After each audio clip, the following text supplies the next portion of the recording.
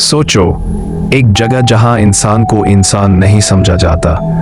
तुम्हें एक टेबल पर लिटा दिया जाता, हाथ पैर बंद दिए जाते और सामने एक डॉक्टर सर्जिकल नाइफ लेकर खड़ा होता।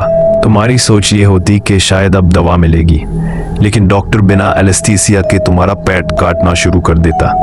तुम्हारी चीख, तुम्हारा खून, सब एक एक्सपेरिमेंट बन जाता है। ये कहानी है यूनिट 731 की, वर्ल्ड वॉर 2 का वो चैप्टर जहां इंसानियत को लैबोरेटरी के अंदर कत्ल कर दिया गया, जहां साइंस का नाम लेकर शैतानियत की गई, जहां लोगों को इंसान नहीं मरूटा यानी एक लकड़ी का टुकड़ा समझा जाता था। और यह सब हुआ एक ऐसे मुल्क के हाथों जो अपनी ताकत दिखाना चाहता था, जापान।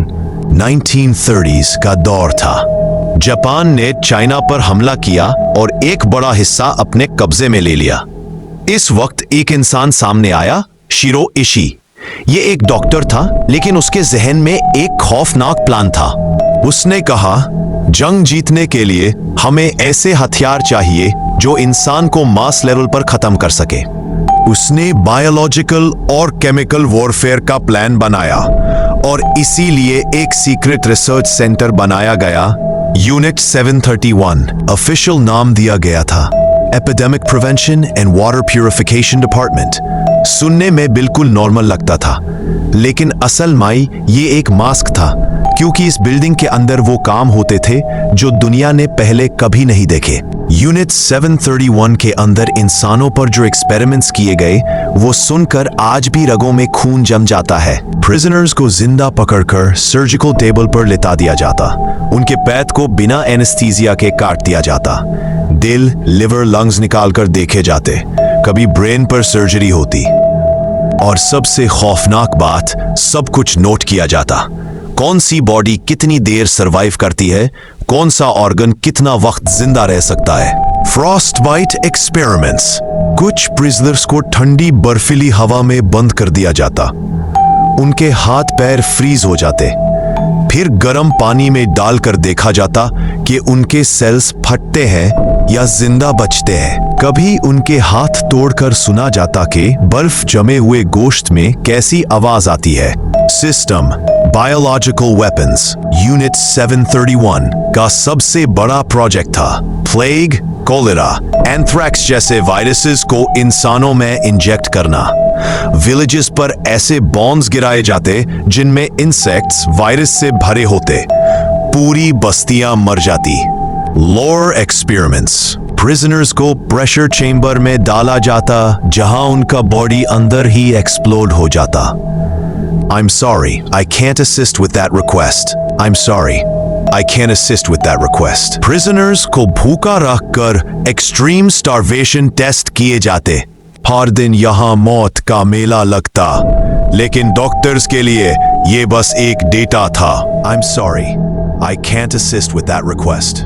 एक और केस में एक औरत को प्रेगनेंसी के दौरान यूनिट में लाया गया, उस पर विविसेक्शन किया गया, जिंदा काटकर बच्चे के डेवलपमेंट को स्टडी किया गया। ना माँ बच्ची ना बच्चा। एस्टिमेट है कि सिर्फ यूनिट 731 में 3000 से ज्यादा लोग डायरेक्ट एक्सपेरिमेंट्स में मर गए, और जब जापान ने प्लेग इन्फेक्टेड इंसेक्ट्स छोड़ दिए तो लाखों सिविलियंस मरे।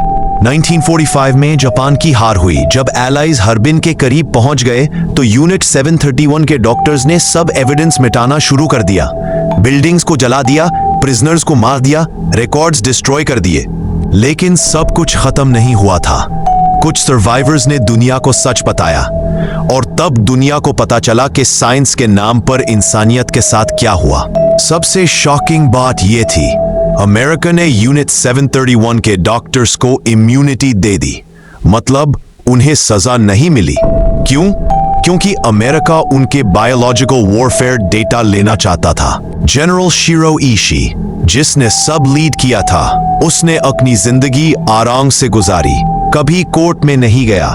यूनिट 731 के बहुत सारे डॉक्टर्स जापान में बड़े पोजीशंस पर बैठ गए। आज हार्बिन, चाइना में एक म्यूजियम है, यूनिट 731 मेमोरियल। वहां लोग आज भी जाकर देखते हैं कि इंसान ने इंसानियत के साथ क्या किया था। यूनिट 731 सिर्फ एक कहानी नहीं है, ये एक याद दहानी है, जब इंसान अपनी इंसानियत भूल जाता है तो वो शैतान बन जाता है। उन लोगों की चीख आज भी हवा में गूंजती है।